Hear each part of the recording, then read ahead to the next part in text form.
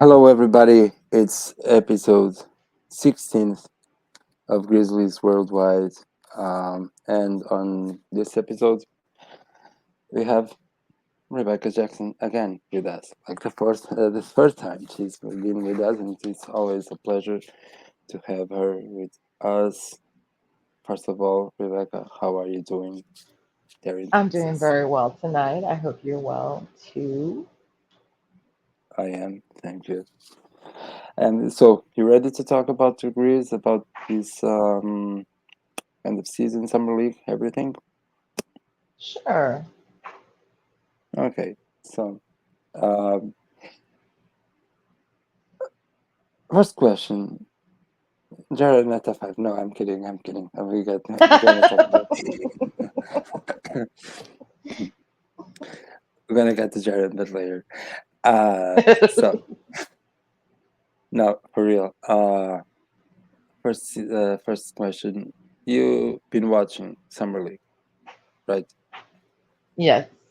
Yeah. What is your like overall opinion on the team? Not specifically players, because I'm gonna go into that, but overall look on the team, on the performance on the summer league this year. I feel like the overall look and performance was very Grizzlies. We talked about, the Heat finals or whatever, the finals with the Heat, and just the energy and the excitement of the game. And I feel like that's something that the Grizzlies Summer League team carried with them throughout the experience. They Mm-hmm. had maybe the first game not so great in some respects, but, you know, after kind of solidifying communication and, you know, Which game? players Which game getting you to mean? know each other. Hmm? Which game you mean? I just mean to say, like, the first game had Yeah. its ups, absolutely, because Edey got to play, people got to see him. He was doing Mm-hmm. well before he, turned his ankle and all that stuff. So that was great. But like Gigi was a bit of a dud the first game, and I feel like they were also like, like I said, a little bit of stumbling, like because the guys just didn't know each other, Mm-hmm. or some of them didn't know each other. But after that, it was pretty much up from there. Yeah. Yeah. Yeah. Were you like high on the finals? I was. I was. I was I think very for me. high on the finals, absolutely. As I said in the chat or whatever, I really like the idea of a Grizzlies Heat like true finals. I just Mm-hmm. like the style of play of both teams. I like that they're both gritty and tough and nothing easy. And I love those kinds of games. Yeah. Yeah. I want to ask you one thing also, because it was a subject on this game. I think it's called the alarm ending. I didn't know the name, but I checked. When you go to overtime and there's like a certain amount of points you have to do to win the game. Like Hmm. on regular NBA, you have like for 5 minutes, I believe. Hmm. Um, do you like this, or The you're target not a fan? score? Yeah. No, I'm not a fan. I mean, Mhm. yes, I can see why. There's a set goal. Once it's reached, it's over. There's no double overtime, triple overtime, or any of that kind of stuff going to happen. So I can see why, for efficiency's sake, you would use a target score, but it just didn't feel right. Like for it to end like that, it just didn't feel Mm-hmm. right to me. Yeah, yeah, I agree. I'm not a fan too. I'm not a fan too. But yeah, yeah, yeah. But yeah, I get it. I get the point of it, of course. But yeah, but not on my list too. Okay, now still on Summer League, and Mhm. I asked you, or like an overall view on the team. But of course, I want to ask you about specific players, and I want to ask you Pippen Jr. Love Pippen Jr. Whoa, whoa. Not like Gigi loves him, but you know. Yeah. Hmm.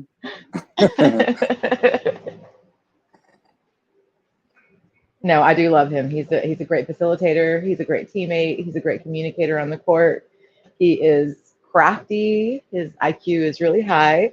His hands are quick. He's always forcing turnovers, um, and I really really love that kind of play. It's just fun, you know. It's fun to watch him kind of um, make players that he's stealing from look around like what happened because he's so quick. Hmm.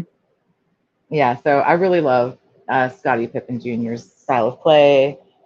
Like I said, I love his IQ, and I love that he communicates like he does with his teammates, and they clearly love him too. I mean, beyond Gigi sneaking the kisses in, Uh, I yeah, think it's fairly obvious that his teammates, all of them, really really like him and like playing with him. yeah, for sure. Speaking about Pippen, there's this ongoing debate. Is he good on a two-way? Should he already be on a standard contract? Where do you stand on this? No, I definitely am in the leave him in a two-way camp. You can convert him later on if it's Mm-hmm. needed. But you when you consider like we make it to the playoffs, whatever, he's probably not going to get much play at that point unless circumstances dictate during the regular season at some point. Is he getting heavier usage than expected? Is he contributing more than expected? Will we need that backup point guard presence in the playoffs? And if we do, will it even matter how good he is? Because without job, how far will we get? Mm-hmm. Mm-hmm. So yeah, leave him on a two-way, and I don't think there's any danger of another team just snapping him up.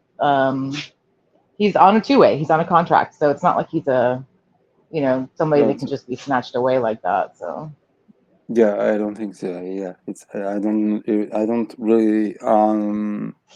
I am not sure how it works, but it's like it's not like he's a free agent or something. right. And yeah, I agree with you. I think like on a two-way, you have like you have 50 games you can play on Hmm. NBA. So yeah, I think it makes sense to keep him that way, and later on the season, mm, just see how it goes and then make a decision. Yeah, but I Right. wanted to know you now. You already mentioned Gigi. What about Gigi?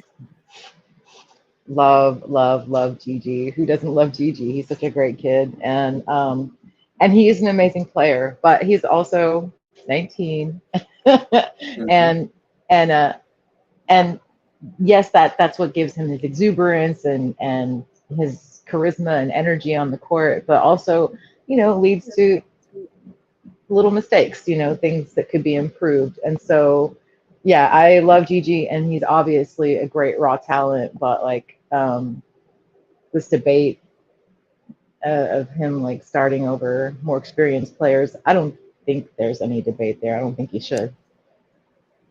We we're gonna get there. Hmm.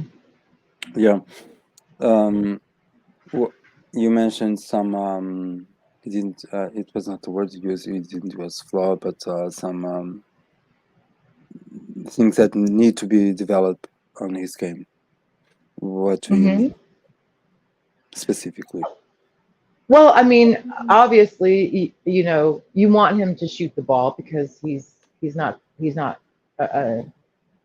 bad at scoring, obviously, but Hmm. also you want him to have a more well-rounded game. So while the passing maybe isn't as big a deal for some people, I think it's good to have it in his bag, as they say. Like he should definitely know when and how to pass, and not just be checking stuff up or waiting to the last minute and kind of hot potatoing the ball to somebody else who has to check it up. Hmm. Yeah. So yeah, I mean, Yeah, that's all I can really think of at the moment. I know there's more, but I didn't I didn't write it down, and I forgot. What do you think about it? Gigi, Yes. of course, it's pretty good, but it doesn't take to be a basketball expert to Hmm. for it. Yeah, I do think that sometimes he rushes into things, but yeah, like you said, he's 19. He's gonna be 20 in December, so he's still very young. He has like a lot of potential. I do believe that his ceiling is really, really, really, really high, Hmm. and I agree with you. I don't think that he should be starting. I think that his minutes for next season should be. He should have like valuable minutes, but you don't want like to put like a lot of pressure. Hmm. And yeah, he has some flaws sometimes. It seems like he's disconnected from the game. I get that sense, but then he's connected again. But I think it just goes with the personality and also the fact is he's 19, Hmm. and but it does. Those are things that I'm sure that him being coachable, which a lot of people were saying he was not, but him being coachable is something that very very quickly and easily and quickly will Hmm. well those minor things will yeah, he will get them right, Right. and he's exciting to watch play to watch him play. It's Exactly. yeah Yes. yeah, and even when he's not playing in the bench, he's exciting. It's just Yes. yeah, and then post game interviews and everything. Now our guy Jake, he's been slandered like I don't know. He's been beaten, but he came up. He showed up. Would He you did, do? You, and the more playing time that he gets, the more he continues to improve, which is why I think that he asked to be included on this summer league roster, uh, Mhm. which is my understanding of it, that he asked to be playing in the summer league and not just that they were like, oh, you need to be assigned more minutes to, but to his mind, obviously, he feels like he needs more reps, and that's admirable because he uses it. He's the more he plays, the better he gets, and knowing that about himself, he said, hey, let me go ahead and play in the summer league, and yeah, and he definitely showed that if you give him some minutes, then he will use them. And there's this talk about how he has no identity defensively, but I want to say that he's a pest on defense. Like, so, he's not quite as quick with his hands as Scotty is, but he definitely can get in there and force a turnover. And he's also really crafty with his body, like drawing fouls, getting other players into foul trouble. So I think, yeah, I think he you're has an identity as a defender. He's a you, pest. you're mentioning his defense. I'm not sure if I. Hmm. Yeah, no, I had just, Mhm. I consume a lot of Grizzlies content, podcasts, Okay. and Yeah. Uh-huh. and Okay. Mm, yeah, but I think that it was pretty good on defense. Uh, with the steals, of course, also the rebounding because he's really tall. And well, rebounding is not only about being tall. I remember that last season, Jordan Godwin would take like 17 rebounds a game, and he's not a center or that tall. And right. yeah, yeah, and I think that Jake commits a lot on defense. He puts a lot of energy and pace, like and I don't know if you agree with me, but going back to the overall Grizzlies in the summer league, one thing that really impressed me was the defensive intensity. Hmm. Yeah, and Jake was a part of this, of course. Pippen was obvious, just like getting I don't know how many steals a game and all that, but yeah. Not as many as he was credited with, or more than he was credited with, actually. What? Sorry. Oh, when he did the post game interview with Jessica Benson, and she told him, I think the official count on his steals was 5 or 6 or something like that. But she was like, I felt like you had more. And he was like, yeah, I did have more. So, I didn't know that. yeah. Yeah. So yeah. So, but I also wanted to to emphasize this.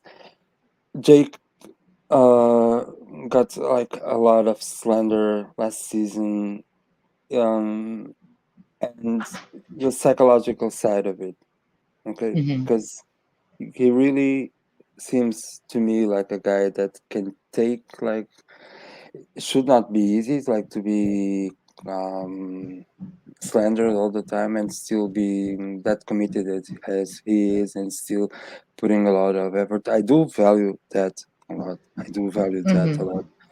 And well, shout out Jake for my part, just for that. Yeah. No, definitely. I think that he's a person who takes his craft seriously, but he doesn't take himself too seriously. You know what I mean? Or Yeah. like, so he's able to accept,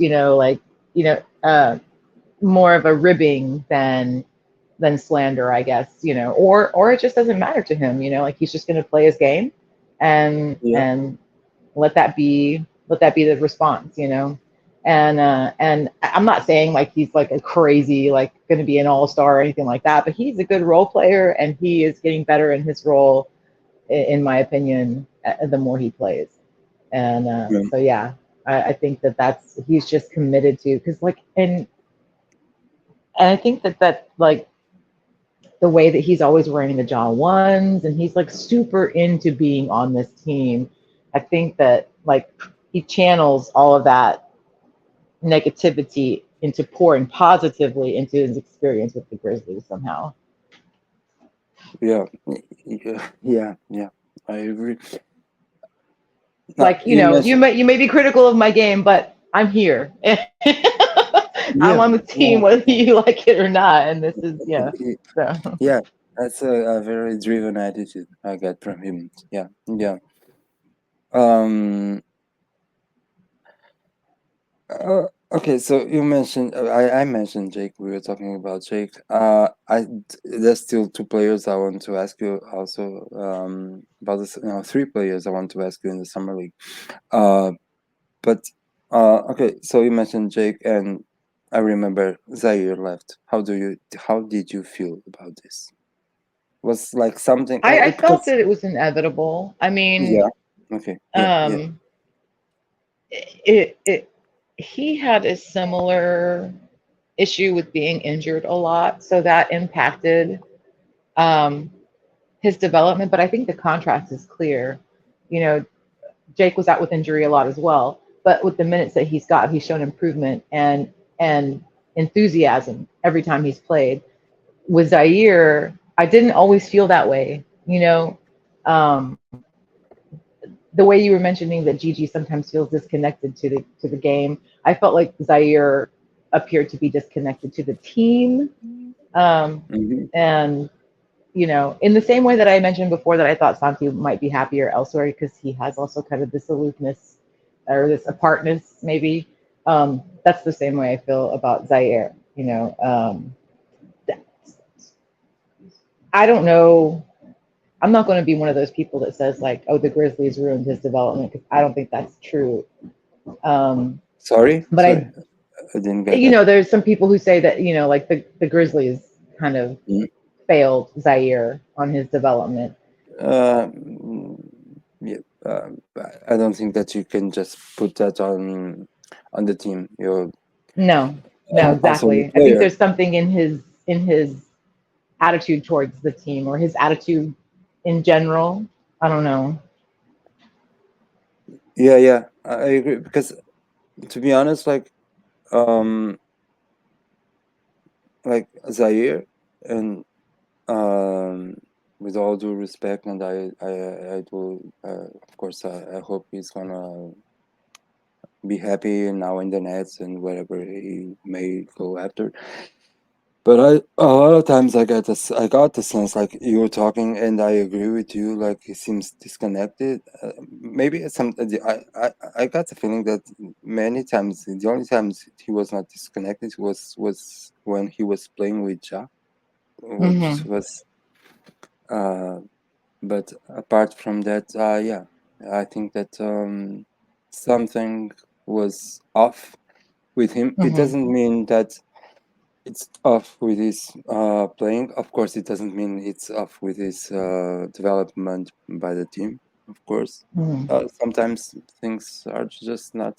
Uh, they're just off, and they can be on somewhere else. And yeah, so Yeah. so I wish you well, Zaire. Oh, okay. Yes. We wish Yeah. the little mustard seed well. Okay. Three more players. One, because I talked to you, and Edey, because this Edey played like one game and then 8 minutes, uh, right, of another Yes. game. Yeah, and you know Yeah. that I didn't see the full game, and then I watched him like play for 8 minutes. So yeah. Uh, Yes. so now you tell me about Edey. What did you see like in the game, in the full game? That Jesus, I didn't watch, and now I regret that so much. Yeah. Well, I feel like in the full game in that first game, what you saw that is really important is that he's adaptable.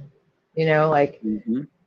it was and quick with it too. So he was the number one option at Purdue, and he won't be that for the Grizzlies. And I don't think it's just that he was with playing with summer league players or I think he's already in that mindset, like that he'll play however he needs to, and be whatever option he needs to for the Grizzlies to win. Period. So to me, that was the most important thing that you saw is his adaptability and his quickness in adapting. Um, Mm-hmm. he's going to do the things we need him to do as far as like screening and rebounding and things like that. And I don't think that he'll have any problem going from an offensive option to being that traditional center that the Grizzlies need to unlock our offense, our true offense from guard play and Jaren. How do you envision the pick and roll with him and Ja, and of course like opening space for Des, open shots, or even then you get Jaren near the rim near the basket. How Mm-hmm. do you envision like the potential pick and roll threat between Ja Oh, I and think it's Edey? huge. I think it's huge, and it's very exciting. But I want to say that I was Mm-hmm. confused. There, people were saying that other teams will put Edie in the pick and roll, and so like, and that would be a detriment to us. Like, I am confused. Okay, how do you force Yeah. another Well, player on the opposition to like? I'm not sure how that works. come again? What I was saying is that I was reading or hearing on a podcast or something that that other teams that the opposition will force Edie into a pick and roll, um, I guess on defense, and Mhm. I and that would be problematic, but I don't know how that is. I Uh, mean, on defense. yeah, yes, Okay. I am not an expert, but I think that's okay. If you put him on a pick and roll on defense, it my guess is depends how quick he is, but ah, also he's so massive, so he can cover a lot of space. mm, Also, and then he's not playing alone. He's like have the help defense, like for mm. this from Jaren or whoever is playing at the four. Yeah, maybe they were. I don't know. I'm just guessing. Maybe. Maybe. the content that you saw maybe or heard maybe like in isolation kind of stuff, but that's kind of normal for like big guys. Like you watched the playoffs, I know, Hmm. and you saw like Gobert, who was defensive player of the year, not Hmm. one time, I think four times. Like he was like cooked by Luca in isolation. Uh, That yeah, so that kind of thing can happen when you put like uh, a very big body with someone that is quicker, but it's up to the coaching staff to not let that to happen.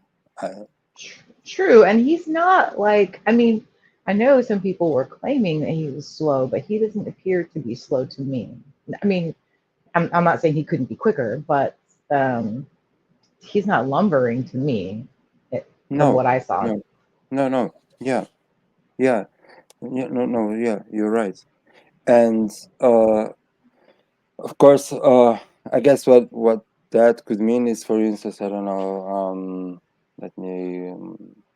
No, I was trying to think of a fast point guard, and I was thinking of Ja, who doesn't apply. But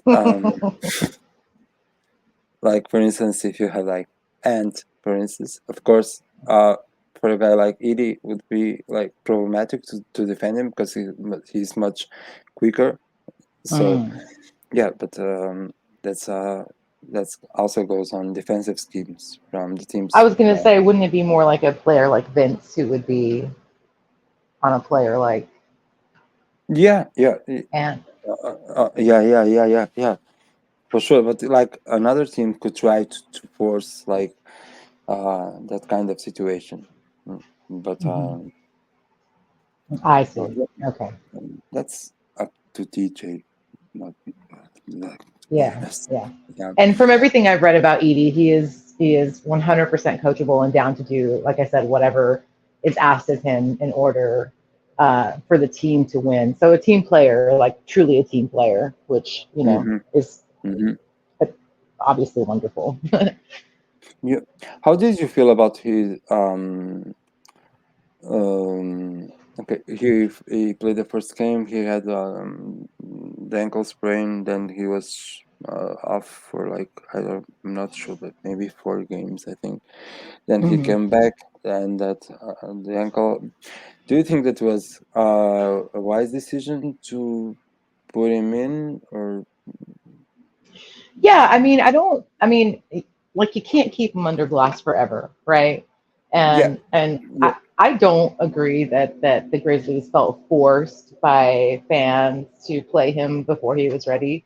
And the injury was to the opposite ankle. So I don't think you can really say that it was that, they putting him in too early, playing him sooner than they should have has anything to do with his ankle rolling the second time. I think that was more like he shouldn't have jumped on that, you know. mm-hmm. And I'm not saying like he's never going to jump when defending, but he just didn't need to, and that's something that he'll learn, you know. Yeah, and for the at least the second sprint, which was the one that I saw in real time, Hmm. he stepped on some on the opponent's feet, and so Hmm.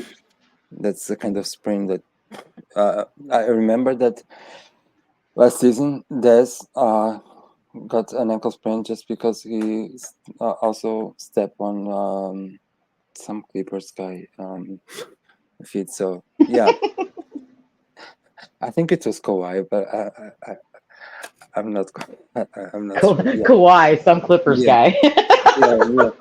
Oh, how the mighty So, have fallen! Wow. yeah, no, yeah, no. Yeah. So, but what I mean is, it's the kind of thing, and I agree with you. It's the kind of thing that can happen all the time, and you cannot like put players on a safe box or something that Hmm. will never get injured. Um, Hmm. one can for instance, Ja was out for 25 games. He came back for 9, and he got injured at practice. So those things can happen. Like you can injure yourself, like going up your your house stairs or something. So yeah, Yeah, but or like me tossing and turning in my sleep. yeah, like yeah, or me. It's just so yeah, but yeah, I agree, and I do think that of course then it was like wise not to play him because okay, I really wanted to win the summer league as I told you, but Hmm. yeah, but that's of course not the most important thing. No, Um, it's not, and especially when they're going to be deciding it by a target score, because you can do everything mm, right, and it come down to just that one, that one point. Which yeah, I mean that's true anyway, I guess to a degree. But like if you're playing on a regular clock, yeah, yeah. it can come down to one point, and that it is what it is. But the overtime, I don't know, it's just weird. Okay, so two other players to end the summer league. Um, Cam Spencer, who was also shut down for the last couple of games, Hmm. and Jalen Wells, who didn't start well, but ended pretty well. Hmm. Um, your thoughts? Cam Spencer, what can you say? Like everybody loves him, and for good reason. He's uh he's a sniper, and he's sort of a Swiss Army knife too. He does a little bit of everything else too. He's not a bad defender, and he's very active on the court. And yeah, I think everybody loves Cam Spencer. Yeah, and Wells. Wells, yeah, I mean, he had a slow start, but I really like Wells. I like that um, he has an intensity about him. You know what I mean? Like, if he's not playing well, it seems like he uh, is one of those people that's kind of like internally hard on himself. You know what I mean? Uh-huh, And uh-huh. sure enough, I mean, he ended, you know, having a couple of pretty good games there at the end, and so quick with to get it off. Like he he's quick with his decision making, which I like. Obviously he's not perfect. He's young, and like I said, self conscious. I think, which in one respect can be good, but also can be bad, of course. Um, so yeah, so I like Jalen Wells as well. Yeah. Do you see him I like don't think, like I said, I don't think he had like the crazy sparkle that Cam Spencer did. But I think that's also due to the fact that like he's Cam, younger? yeah, Jalen's younger, and he was taken like, I don't know, some positions higher, but still very late in the second round, right? Uh-huh. Yeah, but So I think Cam, that that was like in other words, I guess I'm saying that people expected more from Wells right off the bat, but they got that from Spencer instead. So it was like, ooh, a big like excellent surprise, like and and and so therefore like generated more energy, more talk, uh more everything. Um but I don't think that that means that Wells is a bust at the position he was drafted at or anything like that. This whole conversation about they gave the wrong contracts to each of them, you mm, know what I mean? Like, I don't think that you don't? no, I know. I Yeah, mean, it look I don't either. Yeah, okay. I do not either. Uh, because yeah, you also have to look like okay, Cam Spencer is 24 and Jalen Wells is 20, so the potential for development is bigger on Wells. So yeah, I Mhm. don't think they mixed the contracts or something like that. This one should go to Cam, but um, yeah, I don't think they mixed that. You were mentioning because there was like some expectation because Wells was drafted at a higher pick, second round, at a higher pick than Cam. Okay, so we Grizzlies fans are like, especially because GG and Vince were like really high on second rounds, so we expected them to act like first round. How do you see Zach Lemon work on this? Because it cannot be just like a coincidence or can it be that we get such good guys on second rounds? No, I don't think it's any coincidence at all. Uh, I think that they're really, really good at scouting talent early that other people aren't even maybe looking at or maybe not looking at as much, and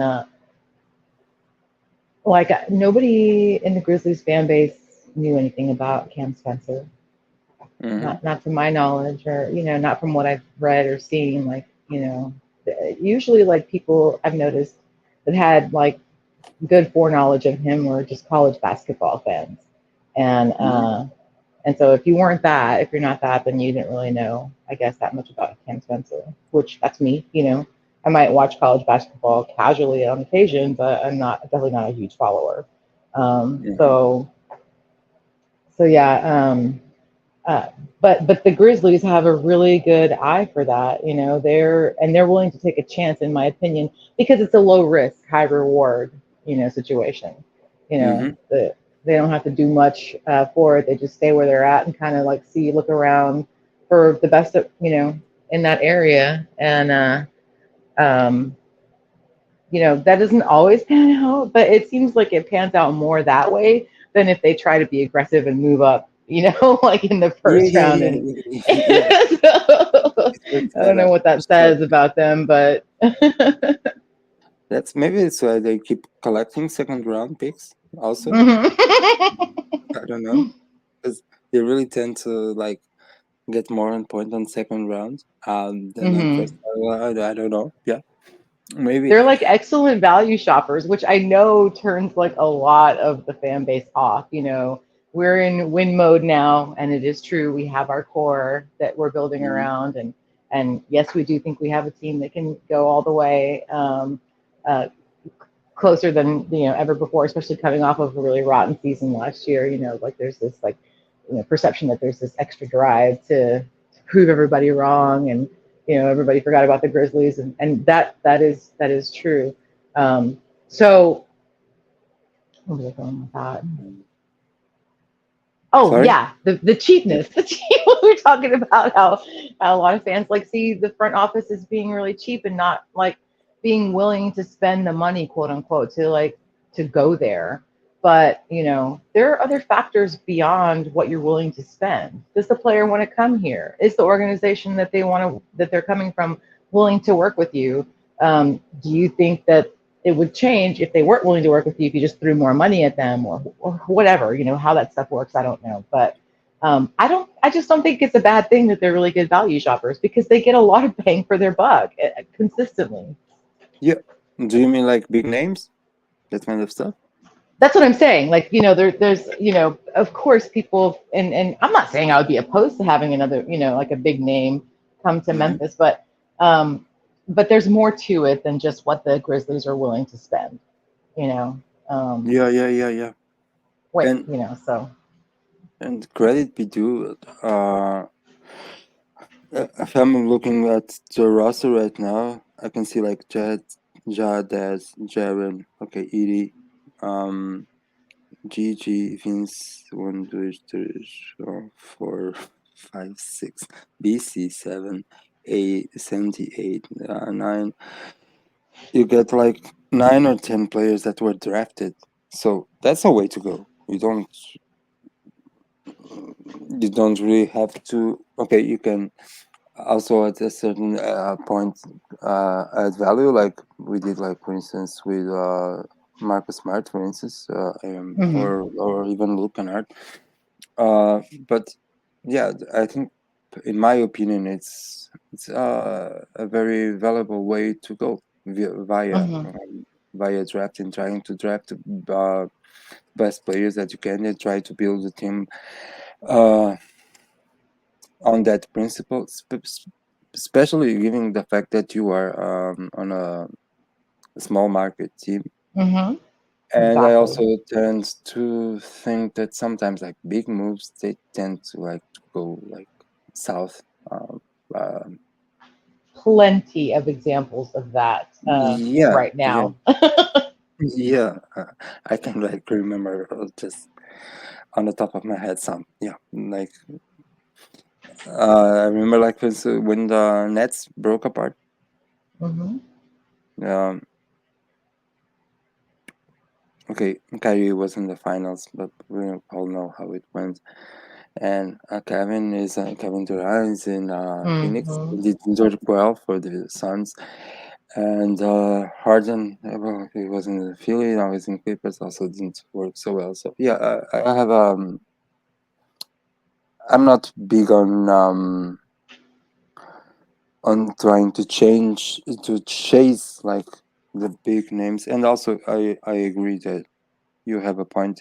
That's like a lot more into it because do these players want to come to Memphis? Hmm. Or so yeah.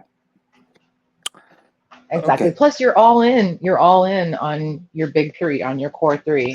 Like you have a Mm-hmm. lot of money tied up just with them. So, and because of that, they're going to get their playing time, and they should. And you know, just like this debate with Marcus Smart coming off the bench. So you're going to pay a lot of money for a big name to come, or a lot of assets, period, for a big name to come to Memphis just to have them come off the bench because That's nonsense. because what are they going to do though? You know what I mean? You're going to play. You're going to start Jaw. You're going to start Jaron. You're going to start Bane, and you're Uh-huh. going to start Edey. So there's only Uh-huh. one more, and we kind of already have ideas about that. You know what I mean? So what player, what big name player are you going to get that's going to take that spot? And would that be preferable? I don't know. Yeah. Which leads me to another question that you kind of already answered, but go on and answer again if you will. Like, there's been like some criticism because Grizzlies didn't move in free agency. Mm-hmm. My question is, was that even necessary, or like people like Yeah, it? it seems like Like it wasn't. they You freak out know. or like, yeah, Yeah. I don't Well, I know. think it's that whole like when they call it FOMO, fear of missing out. All these other teams are making all these moves, and many times for players that some Grizzlies fans wanted for them to be on the Grizzlies. So they're going to feel some type of way about that to begin with. They wanted them, and now they're somewhere else. They're off the table. Then they're Mm-hmm. going to feel like, oh, all this is happening, and we're just kind of sitting here, sitting pat, and I understand like trauma responses. So I Okay. feel like that's what's happening. You know what I mean? Like people are just traumatized by like I guess there's this like perception that the front office can always be doing more. And Yeah. I just don't think that they've ever been a front office that does things just to do things. Just because everybody else is doing things. And Yeah. Uh, and if we're objective Yeah. about it, it's worked out for them. There's nothing wrong with the way the team has progressed over the last few years since Jaws come to the team. Yeah, it was kind of my point. Okay, yeah, okay, other teams are moving and blah blah blah blah. Okay, that's okay, but did we need to move? Because Nah. like looking at our roster right now, you can easily throw like a 10 player rotation. That seems pretty. Because I think you're not just going to like, okay, but I like this player, I like this one, I like that other one, so I want them all on my team because, of course, there's like only 15 players you can have. So, and maybe the way I see it,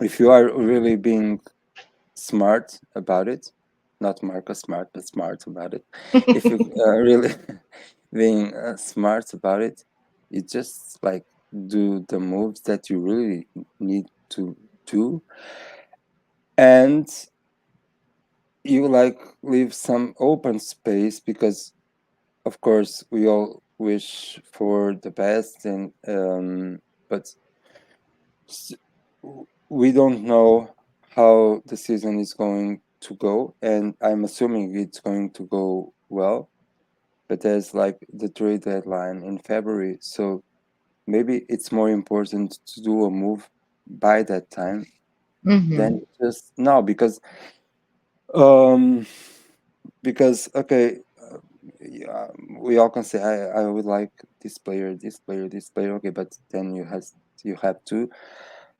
Okay, so which player you want out, and Hmm. and also the other teams also want those players. I think it's tricky, and I think it's But I'm not gonna lie. I think Clement is smart. Yes, I I, do I, too. yeah, I think he is. Yeah, and also like I think it's smarter to wait until February because Yeah, something that we're all hyper aware of. We have not seen this team fully healthy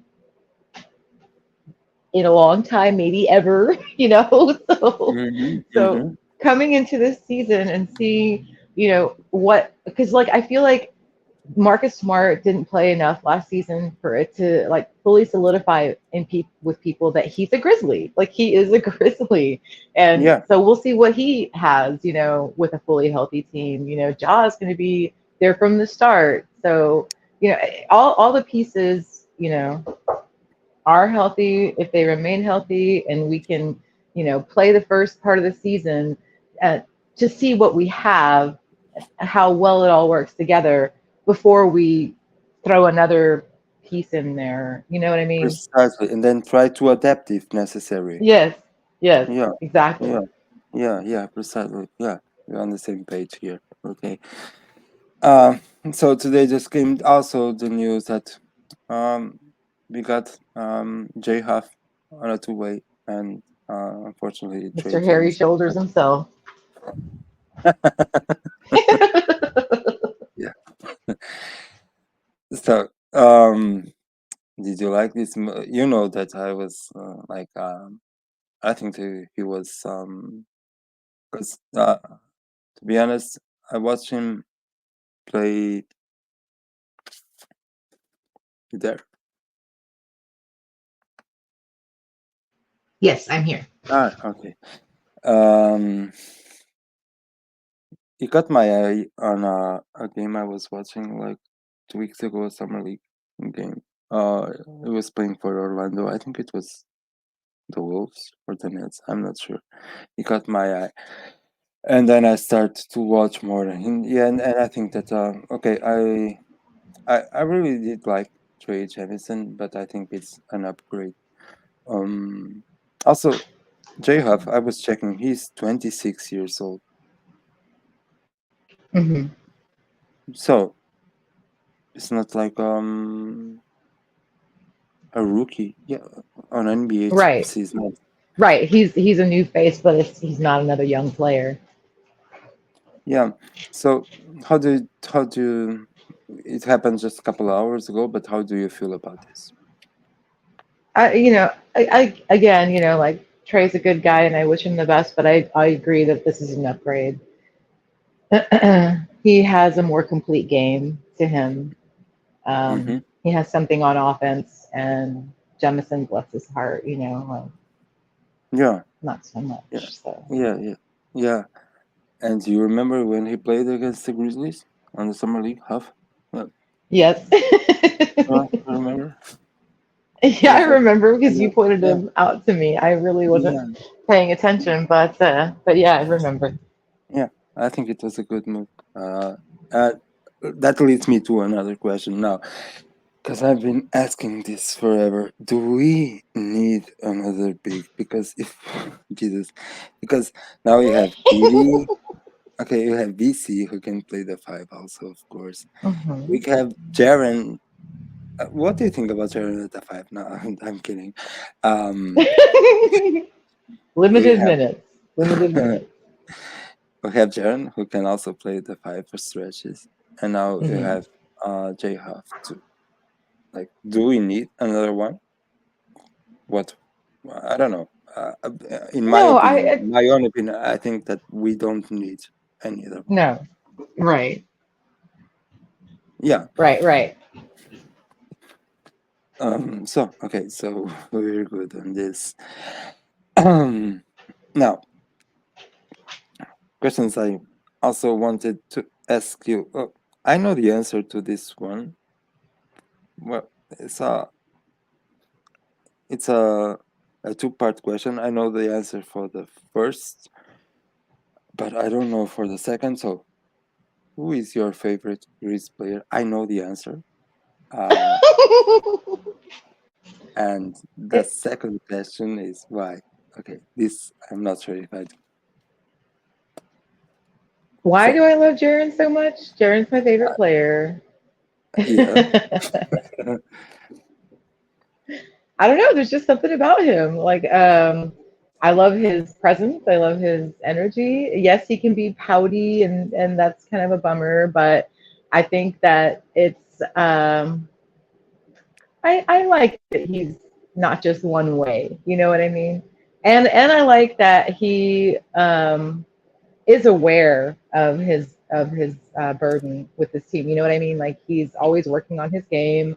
He's always posting shorts of him in the gym, and you know, people were saying, you know, that he posted that one of him like putting up threes and stuff. That his form looked a lot better, his release looked a Hmm. lot better, and it does, you know. And so I like that Jaren is you know self aware.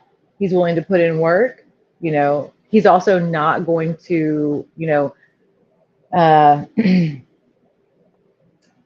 I feel like people, you know, got this idea of him like, you know, not being ambitious enough or being sort of lazy because he was injured for so many off seasons, so he didn't get to do, you know, Hmm. work that needed to be done. But you saw, you know, what happened his first, you know, off season that he wasn't injured. He went and played FIBA basketball, and it wasn't like the best experience for him, but it was a learning experience, of course, you know, and it was him actively playing and like you know doing stuff. As soon as he could, he did. You know what I'm saying? So I don't think it's a laziness thing. I think he's just careful. He's just calculating, and I like that about him as well. What do you think that some content on Chris like always pick on Jaren because you don't see like that picking on Ja or Tess. Why do you think it happens with Jaren? It's not as obvious a case as it is with Bronny, but I think it's because he's quote unquote a nepo baby. You know what I mean? Like, Mm-hmm. Mm-hmm. uh, his father was in the league. He grew up, you know, having everything you could want and everything poured into him, and and I just because the criticism seems so overblown and people have like observed like this sounds like pure envy and jealousy. I just think that that's all it is. You know, like there's this sort of contempt for him, um, you know, being soft, quote unquote, because he was handed everything, wasn't he? You know, or that's the perception. You know what I mean? Yeah, yeah, yeah. And yeah, I Soft don't and think that's quiet. fair. He's a hard worker. I mean, he just, you know, Yeah, for sure, for sure. Yeah, soft and quiet, quiet. I heard that too. I read that too. Yeah. he's, you know, he's not the natural leader that Bane is. I mean, Bane is a special kind of person that is a leader, and uh, and not everybody is that, and that's okay. You know, he doesn't have to be the Yeah, leader of the team to yeah, have and a huge impact. You know. yeah, because on a team you have like to have, especially like you when you're talking about like big three or the core, you have like to have different roles. Not Hmm. all everyone is going to be the leader or whatever. Yeah, so there's I remember on my podcast with the Zodiac GM. Hmm. I remember he told me Jaren was the guy that would help, was the facilitator. He was the guy who was will always willing to help, and that's important on a team too. Hmm. Very important on a team. So okay, now who's your second favorite player? Why? Who's my second favorite player? Definitely Jaw. Okay, okay, and why? Definitely Jaw. I mean, he's just supernaturally talented, but also a hard worker. He doesn't just rest on his laurels. You know what I mean? Like, Uh-huh. yeah, he's super talented, but he's also put a lot into his body, into his craft, you know, and so it's not just a natural talent, and he's taken it to another level, by actually nurturing his talent and growing it. And I think he's going to have like a spectacular season coming up. Um, Um, you know, um, the shoulder injury that he had surgery for, mm-hmm. that's from overuse. And so him It having the is. surgery and I then didn't having know this, that. yeah, and then having this break, um, you know, it's like a reset, both Mm-hmm. both as a player and as an individual. Like people are debating whether a quiet jaw is a good jaw. Yes, I think so. I think it shows that he is looking inward to make improvement and shutting out the outside noise, which, you know, it's funny. People are like, oh, it's a quiet jaw, a good jaw. But at the same time saying previously, like, oh, he needs to disconnect from social media and just focus on, becoming a better person, becoming a better player, all this stuff. It's like, okay, he's doing that. There's nothing wrong with Mm-hmm. that. Like, so, No, no, no, for sure, for sure. I think it's um, a very good thing that is focus on what matters the most, for mm-hmm, sure. And you know mm-hmm, that Jai is my favorite mob, so mm-hmm. so. And okay, I'm not going to go to this for 15 roster plays, but the last one. Who's your third favorite player and why? My third favorite player is Bane. And this all sounds very like cookie cutter, and I guess what can you If you say? ask I me, mean, I was going to ask you. I was just going probably to trade Jaffa Jet, and then I was just the same. But yeah, go ahead, please. yeah, Sorry. yeah. I mean, they're the big three for a reason, right? I mean, but yeah, I do love Bane. I love, like we were talking about earlier, is he's not just a tremendous player, but he's a tremendous leader, and Mm-hmm. and he's just so himself. You know what I mean? Like, I love that. It's refreshing to me, and part of that is him being, again, a hard worker. I think that plays a huge part. Not to say that other people aren't trying, we're not working hard or whatever, but the results speak for themselves on the court. And yeah, I like that. Okay, okay. So I'm not going to ask you the fourth. um, I have not, but I am going to ask you. I've seen some. I've seen this on Twitter too. GG playing the fourth, the four. It makes sense to you? uh Ah. no. I don't know. I think he's a three. Mm-hmm. Yeah, me I don't too. know that. I mean, and I've definitely, like I said, I watch a lot of Grizzlies content, so I know that there are people who have that opinion, and yeah, I mean, but again, he's young. What do we know what he's capable of at this point? We don't know everything about his game, everything about the player that he will become, and then there's the whole like, oh, positionless basketball. Like, do we? Does it matter? Do we just Yeah, put him on the court and let him play their best game? Come on, yeah. sorry. No, I mean this. I can see like the point mm, Hmm. on advocating for him to playing at the four. I can see the Hmm. point is like not nonsense. Okay, Hmm.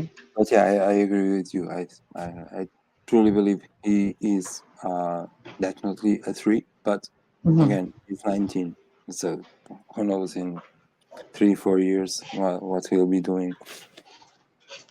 And speaking Yeah. about the four, are you going with another run with the Santiago?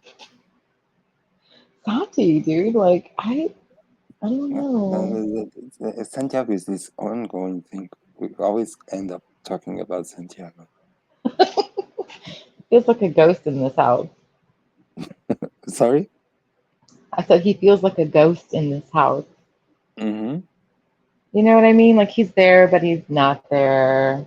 And I know like he's doing his, uh the Olympics and all that stuff. I mean, I know that.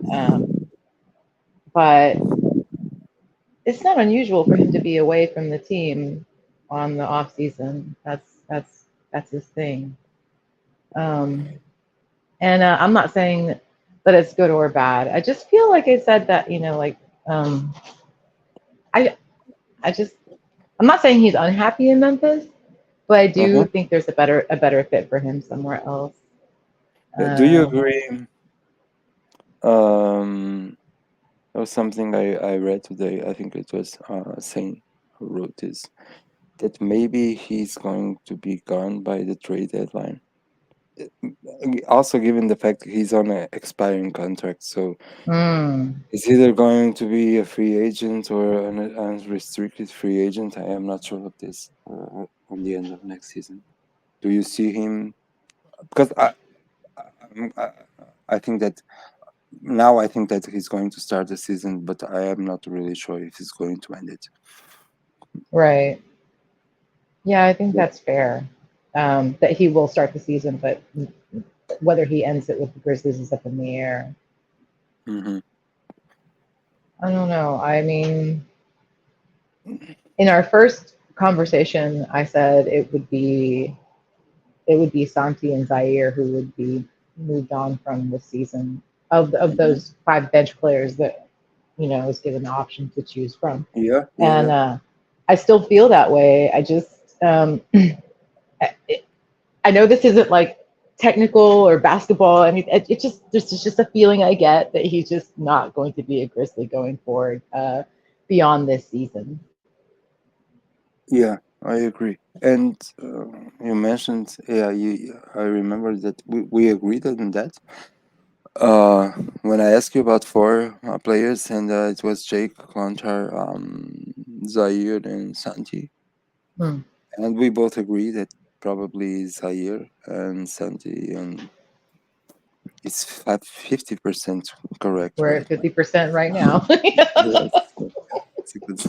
We'll So see what happens. yeah, yeah. I don't want So him gone just to be right. I'm just saying, it's just like I said, it's just the feeling I have. I don't know. mhm. I'm not saying, like I said, that he's not happy here. I'm not saying he doesn't have, skills. He does. I just don't think it's the right fit. Yeah, I agree with you because I'm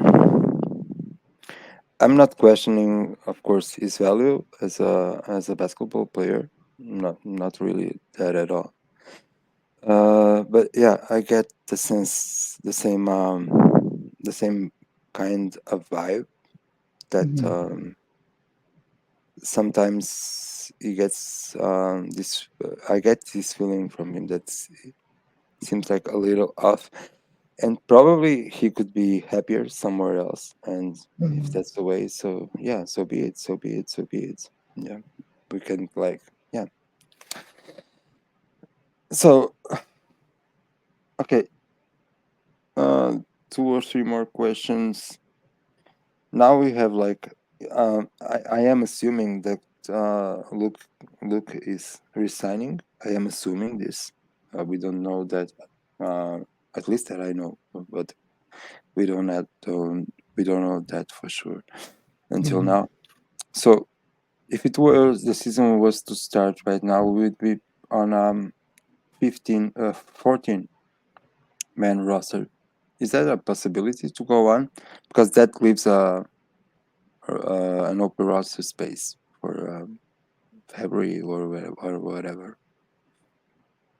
Like there Is is that not is a rush is that to. unusual? Like I don't know. Like do I don't know either, but yeah, usually I think that usually uh, teams, yeah, they fill the 15 roster spots, but like looking at the situation, you usually don't really play 15 players, and also you have like the two ways that can play, so it's not really like it's 14 or 15. It's very important. It can be important, like for instance, as we were talking on the beginning, if then you want to add someone like in February, for instance, if you had that open roster spot, then you don't really need to trade anyone to fill in Mhm. that spot. So. That's a Hmm. possibility too. Interesting. Hmm. Like, would you try to feel like a 50, or would you just leave it like this? I mean, I mean, aren't we constantly talking about like we're already like mm, we have Because a fair amount of depth at each position, yeah, yeah, where like something that we would add now would be kind of like an afterthought or yeah, no. yeah. That's kind of my thoughts on that too. Like, Mhm. uh, for starting the season and like for the most of the regular season, this 14 player lineup that we have for now is, I believe, it's more than enough. And then you can make adjustments, of course. And uh, I believe it's easier to make adjustments if you have like the open roster spot, Mhm. Mhm. because you can, like it happened with but then it was like an exception because Adams was injured, and also we see like we got Lofton at the time, who was on a two-way, then two played the playoffs. He got on a standards contract, so that, for instance, could happen with any player we have on a two-way, like Pippen, Cam Spencer, J Huff with hairy shoulders. Uh, yeah, Why did I notice that? That's awful. yeah, but I don't know. I think that's in my opinion, of course, and it's just my opinion. Um, I think that for now it's good. It is as it is. So, Hmm. like my opinion, be smart. Don't make any moves that you don't really need to make. Right. And when you do need to make them, then you make them, but not just go make moves just because you have to make moves. Right. Yeah. So, okay. Uh, we got a new assistant coach, Thomas Lisalo from Paris FC. He was Paris FC. I don't know if you knew this. They had the best offensive rating in the world, better than any team in NBA. Okay, so he's assistant coach for Taylor Jenkins on offensive schemes. Um, do you think, like, for Taylor Jenkins, how do you see this for Taylor Jenkins? And for this, I mean, mm, you have like to be smart enough to recognize that Jenkins is a very defensive oriented coach, as we know. Hmm. So it's like a smart move to try to get some help on things that probably you're not as good as you are on other things. Absolutely. That, that's the 100% right way to do things. Like whatever your deficiencies are, you need to have the people around you that can fill those gaps. And you know, we are the Grizzlies are obviously a top-rated defensive team. They need to, they need that boost on offense. And so, yeah, I think yeah. When you brought it up, I just started smiling really big because it's exactly what we need is somebody fresh with offensive schemes that can, increase our offensive power and have a more balanced team. It's great to be good on defense, of course, and Mm-hmm. we don't want to lose that, but we want to add more on offense. And yeah, I think that was a good move because we've got, players that can go off on offense. It's the consistency and getting other players, to contribute at least something more um, than what they currently do. Yeah, and like Okay, apart from injuries, I think that's like being the main flaw for the Grizzlies this couple of years, this late this last years, because we've always this last season doesn't count for obvious reasons, but we've always been like on top of defensive rating, Hmm. but not the same on offensive rating. And so like you Hmm. try to balance that, because if you are that good on defense and you can be like I don't know, like at the top 10 offense also, that okay, that probably you're um, closer to success, right? Hmm. No. So um okay, I want to ask you, this is not quizzes. Are you watching like the games of the pre-Olympics? I have been missing them actually. Like, Oh, good for you. um, yeah, I'm up all night because I work at night. So actually, you would think that I would be keyed into it, but I'm actually spending my time listening to music and Grizzlies podcasts, and so. Okay. But I definitely want, That's clever. That's clever. no, I do want to. I definitely don't want to miss the Olympics. I just, I've just been kind of in my zone in a particular rut.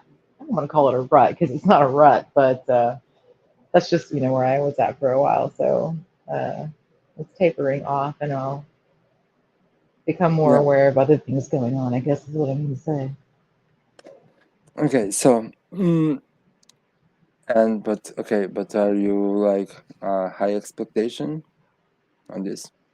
Um, I mean, I haven't been like totally deaf or blind to what's going on with USA basketball. Hmm. So I know that it's not a perfect scenario when people are nervous that they're going to shit the bed, I guess. Okay. But I guess we'll see. I mean, I don't know. Uh, Embiid's not my favorite player. Um, Neither mind.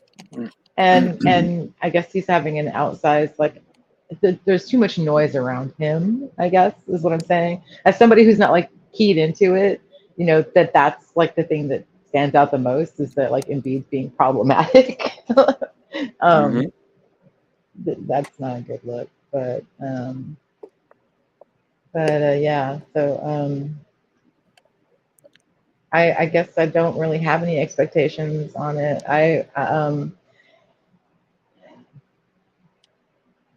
But also like I don't care if the U.S. wins or doesn't win. You know what I mean? Like, Hmm. Okay. uh, yeah, I just want the best team to win, whoever that is. I mean, that's what Yeah. it's all about, right? Yeah. Yeah, for sure. And to be honest, like we have the same expectation, because I had the same expectations on Portugal basketball team, because they're not even in the Olympics. So okay. Anyway, I asked you. I'm not going to ask you again, because I asked you before. How did you become a Grizzlies fan? But I do want to ask you. Um, in your opinion, like, okay, you're from Texas, okay, and I see this going on like a lot on on NBA, especially on NBA Twitter. Like people like they change teams like a lot. Um, That it's is interesting, isn't it? That's true. I think it's yeah, interesting is an interesting way to put it. Yeah. Uh, but um, in your opinion, what does someone, and it can apply to you, or it can apply to me, or to like anyone, especially if you're not from Memphis or Tennessee, Mhm. to like stick to this team, and like uh, we're not, we never won anything. Hopefully we will, but what do you think that keeps us, yourself and maybe us, like so locked in on this team? Oh, again, I mean, like it to me, it's good basketball. I don't care if they haven't won anything, quote unquote. Like Mm-hmm. um, plenty of accolades have been showered on this team, and but at the root of it is like an emotional connection. I really have always felt an emotional connection to Memphis. It's like it reminds me of Austin in a lot of ways, and I lived most of my life in Austin and very Mm-hmm. comfortable there. Like it's a city where music plays an important role. It's a city on a river. It's a green city. Memphis is very green, and there's also like the same kind of like atmosphere of just like kind of laid back, come as you are, Mm-hmm. kind of feeling. And I feel like the team really embodies the spirit of Memphis in that, it's just a bunch of like hardworking people keeping their nose to the grindstone, like getting better every day and tough, tough and counted out, but not in their minds. You know what I mean? Like everybody else is counting them out, like the underdog kind of thing. That's I love about them too. I don't. I was introduced to basketball by going to Spurs games with a, Mm-hmm. and this was coming off of like multiple year championships and stuff like that. So they were big business, if you want to say that, even for Mm-hmm. being a relatively small market, whatever. Um, and that just didn't move me, like I you know I get I it. got to see some really great Spurs teams at that time. But and it was fun going to basketball games. But I was like, I could be like on my phone, like doing something else during the game, and my boyfriend would be like, "Why aren't you watching the game?" And like, dude, it's cool, but Yeah. and it wasn't until I went and saw the Grizzlies in Memphis, that it just happened on a whim. I got to town early on a trip to Ohio, and there was a pamphlet on the bedside, things to do, and there happened to be a game starting soon, so I bought a ticket and I went, and that was it. Yeah. It's funny that you mentioned because I asked you this question and I wrote before I asked you this question, I wrote underdog mentality, and you just Hmm. mentioned it. Yeah. Yeah, Yeah. You going to the FedEx next season? I don't know. I don't know. I'm hoping to, Uh, but yeah, I like I have to make it where I can take my dogs with me. I don't like to board them. I don't trust them with anybody else. So yeah, so that's there's a lot of planning that has to go into it, yeah, but yeah. I hope to. Yeah, Okay, that's good.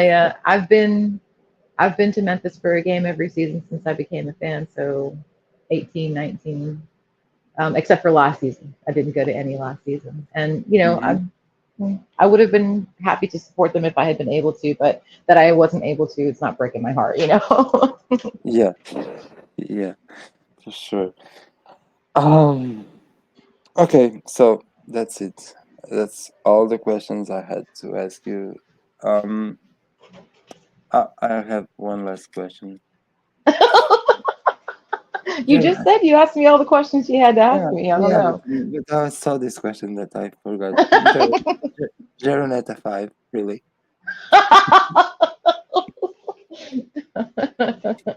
Okay, I'm Yeah, kidding. let's Okay, let's I'm not kidding. talk I'm about kidding. it. Okay. So, Rebecca, it's a Oh pleasure God. to have you here. And okay, starting next season, you will for sure be coming back.